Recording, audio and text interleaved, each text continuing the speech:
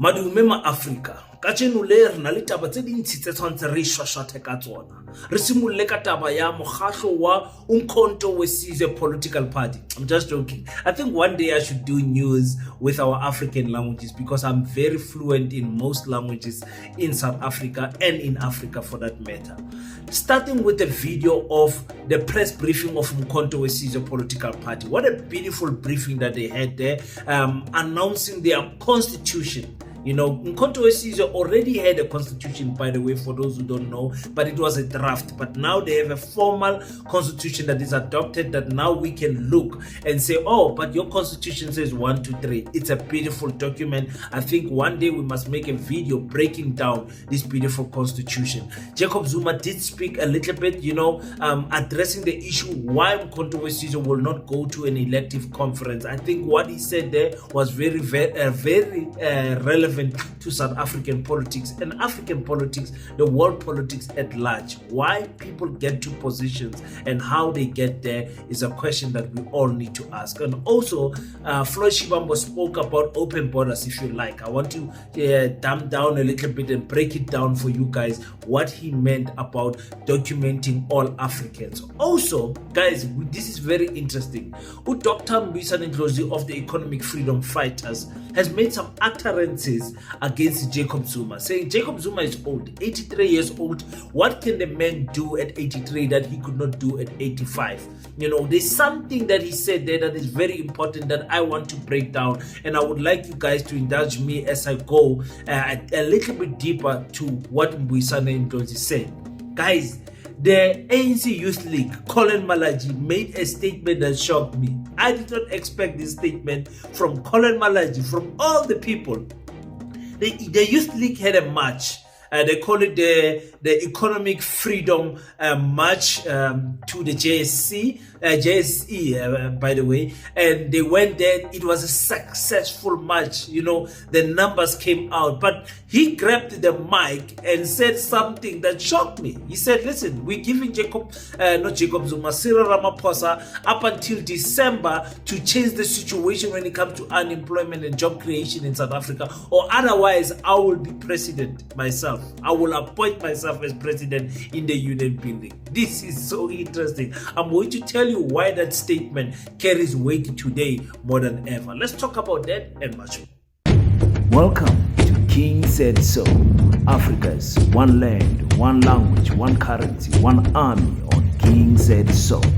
Africans can unite. Your Pan-Africanist podcast. Enjoy.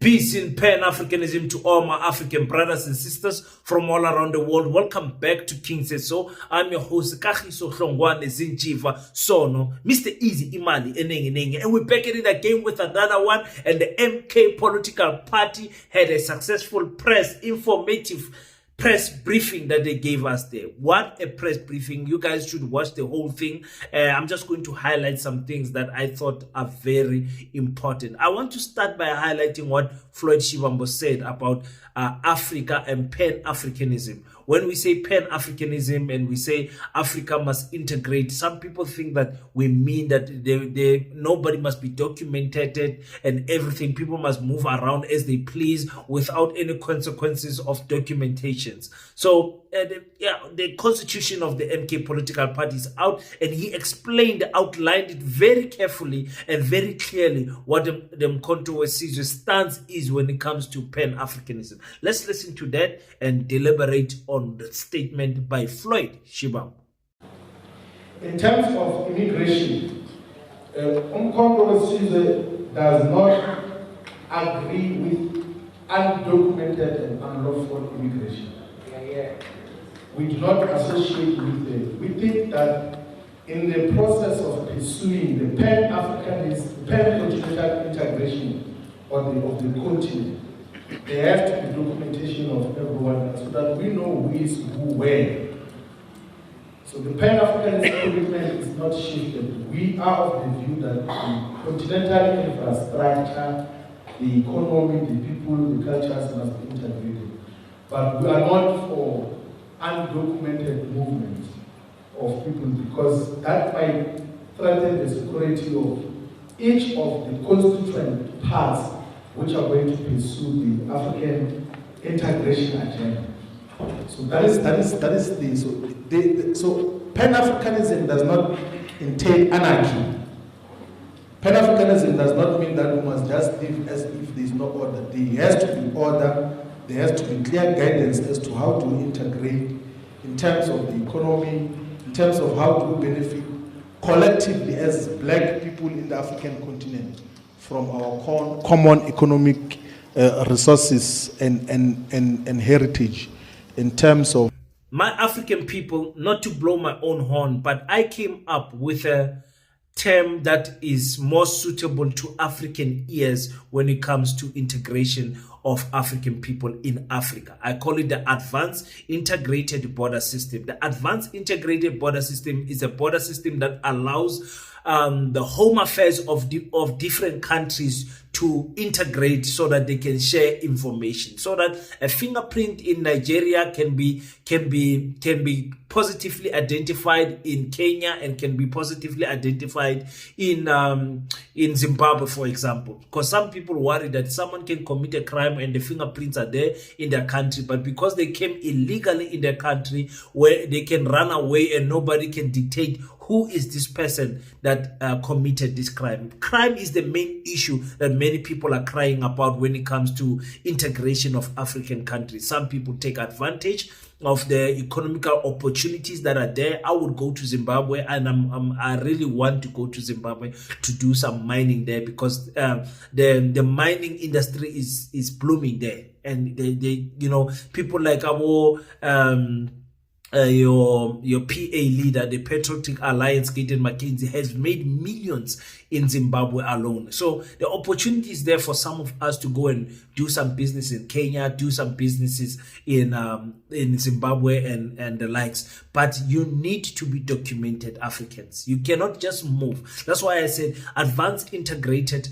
border system. It must be advanced in terms of the technology that is there. And I've explained this so much when I was defending the EFF, when they said open borders, and people did not understand the term open borders. And I said to the EFF leadership, delete that term open borders. South Africans don't want to understand it. Rather use the advanced integrated border system, and that can be easily explained that goods and services and people can freely travel between countries, but there must be documentation. Like Floyd Shivambo said, Pan-Africanism does not mean anarchy. It does not mean disorder. It does not mean you do as you please. There must be order, because when there is order, there is law, and when there is law, there is consequences if you don't follow the law. So for me, that is very important to remind you guys also about the advanced integrated border system. Listen, they are going to steal my idea, but I wanted to put it there so that Africa can easily integrate with each other. Integrate the police system, integrate home affairs, integrate the public health care, integrate all these departments. They can work with each other from province to province, from country to country, and the like. So Jacob Zuma was asked also a question about why is it that Umkhonto weSizwe will not go to an elective conference, and the answer he gave, spot on. And we've asked the question, what is it that is more important for us to have conferences? What are they called? Elective conference. Why must we keep on electing? We call it democracy. But I'm sure all of you know that today, those who win are those who have the money. Is that consulted? Is that democracy? You know that there are presidents who are president today because they had all the money, but they can't do the presidency or do anything that is presidential. No, that's true. It has become a business, not even a proper business, corrupt business, where people take money, pay to elect so and so. One of the things that those who are behind those who have money have done, if you get elected, they think you are not doing what they want. They then give money to your comrades without you knowing, that pay people to be able to have so and so become a leader. So we have leaders who are not the leaders of the membership, but the leaders that have been elected by bought people with money. I don't think there is any democracy that we're talking about. And we know it. Money rules politics. But not only that, money rules everything around us. How much money you have will determine what type of healthcare you're going to get. How much money you have is going to determine what type of quality education you're going to get. How much money you have is going to determine who you're going to date, who you're going to marry, who your friends are. Money is just that tool in our society that is slowly creating this classism without us even being aware.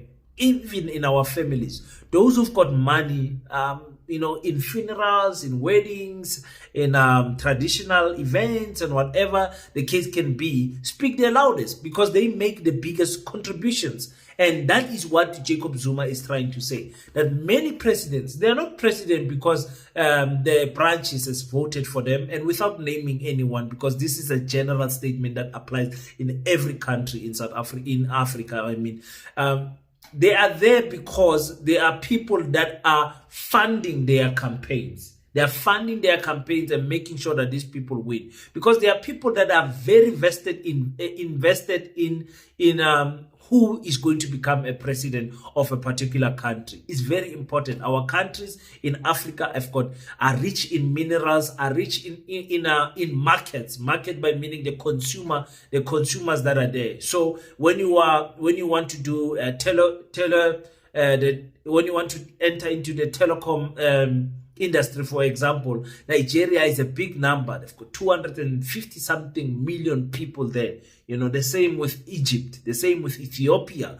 When you want to do a business and wherever you want to do it, you want as a business to get favor from the government. So some governments want to seek funding from what we call the markets.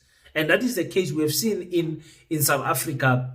Banks funding political parties, Capitec funding the Democratic Alliance. So yes, there are people who are president, and I don't want to use that term, that are in leadership position because of their monetary value.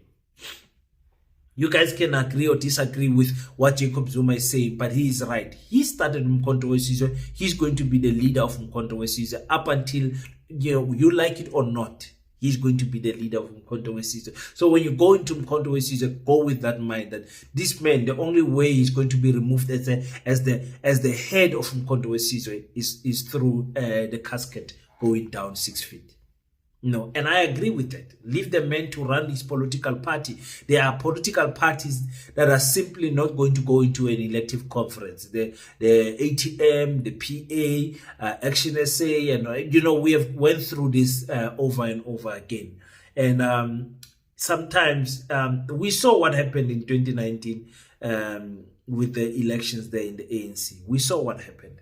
You simply don't stand a chance going against people who are coming to a conference with millions literally in the bag, and other people are even protected by the NPA. So how are you going to get rid of these people? But speaking about Jacob Zuma, My favorite politician in South Africa is Dr. Ndlozi. I like the brains of that man. I love his charisma. I love his singing. I like his political style. I love everything about Dr. Ndlozi. He made a statement about Jacob Zuma, of which I also love so much. Let's listen quickly to that statement and break it down a little bit. Let us not be misled. President Zuma had his chance. 9 years as a president, 10 years as president of the ANC. Did he take the land? No. Did investors come? No. Did unemployment go down? No. Today, he is going to convince me. 783. Into ena 60 uzo ekhona ena 83 isikhathi sokuphumula mana 83 amakhehla alala 4 times a day, 4 times, as they should. He's not going to solve the problems of South Africa now, when he couldn't solve them with all the power for 10 years. What Dr. Ndlozi is focusing on is the physical appearance of the former president. He's saying, listen, the man is of age. 83 years old, 83-year-old man, woman needs to rest now and then, maybe quite a few times a day, like he's pointing out there, which is true. And he's saying, listen, what Jacob Zuma could not do at 65, 63 years old, how is it possible that Jacob Zuma will do it at 83 years old? It's a question. It's a question that is put out there for the EFF fighters, and saying, listen, do not be fooled, do not be deceived by Umkhonto weSizwe. Jacob Zuma cannot deliver on the promises that he had, because he had 9 years, beautiful years, by the way, in the ANC, but he did not deliver land, he did not deliver jobs, and all of those things. So here is my honest reflection, and I'm speaking this on the background that I think Dr. Ndlozi is the best politician in South Africa. But let me put on my Pan-Africanist hat, of which it's never off, by the way. You will be making a grave mistake by underestimating Jacob Zuma because of his age. Let me just put that one out there. And you are listening to a person who voted EFF. 3 ballot papers, no mistake. You'll be making a big mistake to underestimate Jacob Zuma because he's 83 years old. What Jacob Zuma has right now, no other politician has it in South Africa. Jacob Zuma is in a class of Sisulu, Chris Hani, we're talking about Nelson Mandela, in a different class of their own. Not even Thabo Mbeki is in that league. You're speaking about a man that is loved by the youth, a man that is loved by the elders, and a man that is adored by the middle class. No one in South Africa, remove Jacob Zuma, will have that type of impact that Jacob Zuma has for a long time. For a long time. So it is a misstatement to underestimate him because of his term in the ANC and conclude that because of his term in the ANC, he's not going to be able to do what he says he can do in the MK. Why am I saying that? In life in general, we fail at things. We fail at activities. Does it mean because the EFF has failed to get 10%, it means in 2029 they won't get 10%? It's like asking what Julius Malema could not do in his early 40s. How will he do it in his mid 40s? I know it's a hypothetical example, but that's what I'm saying. We fail, we recruit, and then we replan, and then we go again. That's what I'm saying. As a Pan-Africanist, that's what I'm saying. I don't want to underestimate that old man. I don't want to. Right now, he is the best political brain because of how Umkhonto we Sizwe came about, how it was executed, and what percentage they got, even though we know the percentages are wrong. I think the EFF got a much more than what the IEC has given them. And I also think that Umkhonto we Sizwe political party, if it was not the biggest political party, it must have been a close second behind the ANC. That's what I believe. And I think that the damage is going to continue to happen in the political space by Umkhonto we Sizwe. So I'm saying, because I don't want this fight between the EFF and the MK to be given too much light. I'm saying, as Africans, let us just walk our lanes. Let the EFF walk their lane, and their lane is actually the student command. What do they call it? The youth command right now. Walk that lane and make sure that the black children vote for progressive parties. Let the MK get the intellectuals, get the old people, get everyone to vote for them. Those two parties together will get anywhere close to 40%, if not more. So I'm happy with whatever is happening there. I don't want to see the MK fight the EFF. And I understand that the EFF is at a situation where the MK is stealing some of their members. So they have to respond. So in the response, we have to also think about that 2029 elections. But anyway, it's politics. Those people are in a race. The EFF is competing against the MK as much as they are competing against the DA and the ANC. So I understand what is going on there. But I'm saying, don't underestimate Jacob Zuma because of his age. He's dangerous. He's dangerous. Ingozi lo muntu loyo. Hey, okay, let me finish off with this beautiful story of Collen Malatjie and the ANC marching to the JSE in Johannesburg, for economic freedom. Guys, the statement that Collen Malatjie said, it is true. As an ANC president, you are at your weakest on your last term. To President Ramaphosa. Siyeza nakuwe ilo building.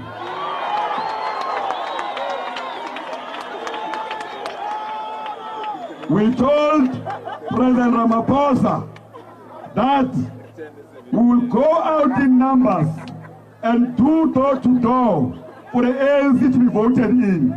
But it's not on an empty check. We went to the youth of South Africa and told them that the ANC leadership led by Ramaphosa will create jobs. By its anniversary 100 years, I committed to him towards elections. Maybe he thought I was joking.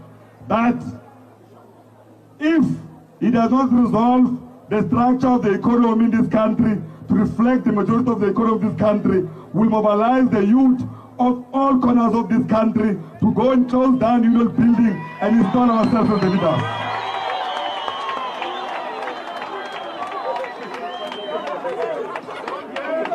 If by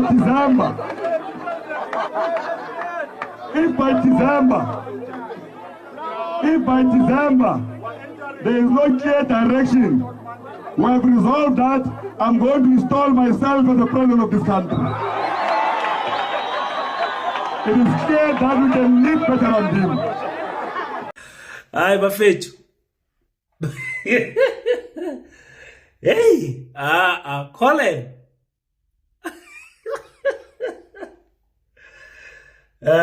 Where is Fikile and calling people to Lituli House? Call Collen, please. Fikile, call Collen to order. That statement that he made as a youth league leader that is overseeing a youth league at its weakest point in the history of the ANC. The youth league is at its weakest point. They are recovering now. They are winning some universities. I see Sasco is doing well here and there. But it is at its weakest point. For that youth league leader to say that he's giving the president up until December for something to change. If it does not change, he's going to chase him out of the union building and appoint himself as the president of the country. That statement, when we talk about someone, because when we talk about someone that is attacking the ANC from within, it's not what Panyaza said at the Susan Welch podcast, but it's exactly what Collen Malatjie is saying. Very dangerous. Now, it is now true that as an ANC president, you are at your weakest when you are serving your last term. I did not expect that this type of challenge and statements could happen so early. So early. We are still far from the 2027 national election. I mean, leadership elections in the ANC. We are so far from that. You are making this statement. These people are Abambono Cyril Ramaphosa. They don't see him. They don't consider him as anything. For Collen Malatjie to attack Cyril Ramaphosa unprovoked like this, you're doing a much good job. Why do you attack the president of your political party?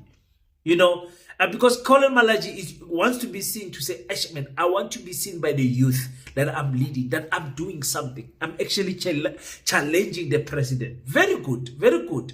But you shouldn't have added that statement at the end, according to me. Don't add. Just imagine the Batuban Usihle of the EFF marching against something, and at the end he says, listen, we are going to march to Winnie Madikizela house, and we are going to take out Julius Malema there. just imagine that statement. And that is not even worse, because Cyril Ramaphosa is the president of the country. And now you are showing the cracks in the ANC that we didn't know they were there. You feel like you are capable of removing the sitting president as a youth leader, and you have the nerve to make statements like you can place yourself as the president. Hey, they are supporting nonsense. Yo. It's tough. The factionalism, the division, the cracks on the wall are there. Cracks on the foundations are there in the ANC. Very interesting statement. We want to see, is Fikile Mbalula going to have the same energy calling this boy to order, or because he's one of his friends, just going to leave him? I doubt he's going to do anything. Zakala Bafet. The Pan-African School of Economics, Technology and Agriculture will be turning 100 this month. 100 days.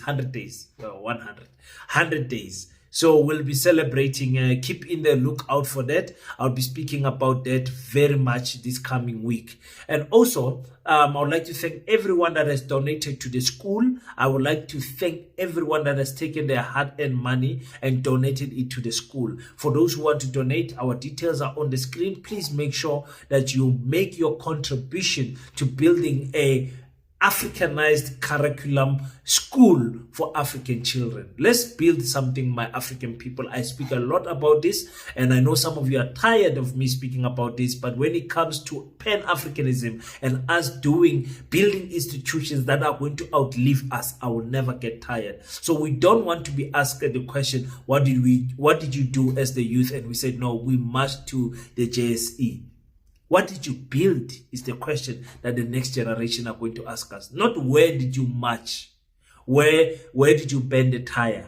Which library did you burn? Which school did you burn? Which, my friend, tuck shop did you loot? Those type of things are not going to be asked. What did you build is what we're going to be asked. And we'll be able to answer comfortably that we build the Pan-African School of Economics, Technology and Agriculture. Thank you so much for everyone that has contributed, guys. Until we meet again, don't forget to pray. After you pray, stand up, African child. Do your best so that God can do the rest. Peace in Pan-Africanism. I salute you.